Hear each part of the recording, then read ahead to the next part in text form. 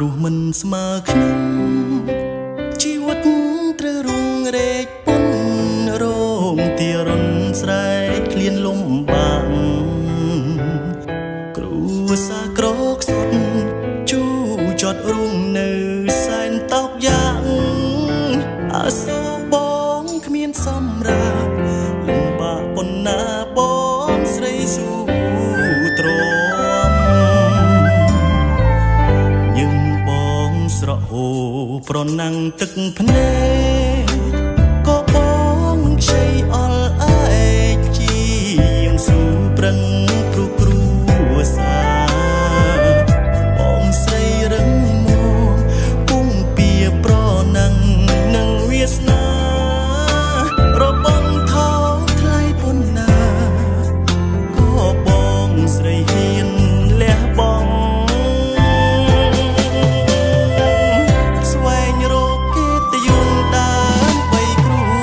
សាររកប្រាំងឲ្យអូនសិក្សាឈឺក្រុមយ៉ាងណាក៏បងខំប្រឹងជំរុញទឹកចិត្តឲ្យរូបខ្ញុំនេះរឹងបឹង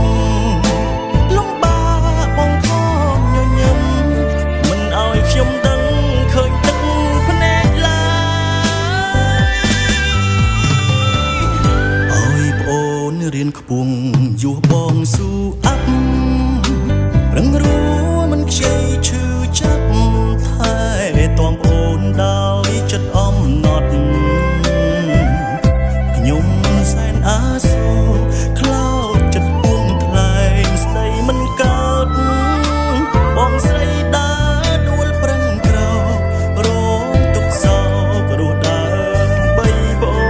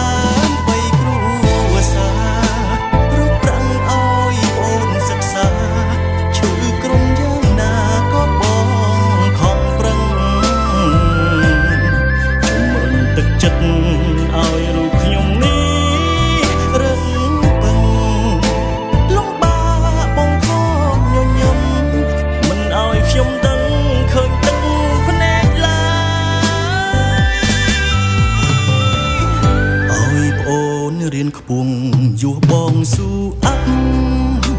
រឹងរួមិនខ្ចីឈឺចាប់ថែទាំប្អូនដោយចិត្តអំណត់ខ្ញុំសែនអាសូរ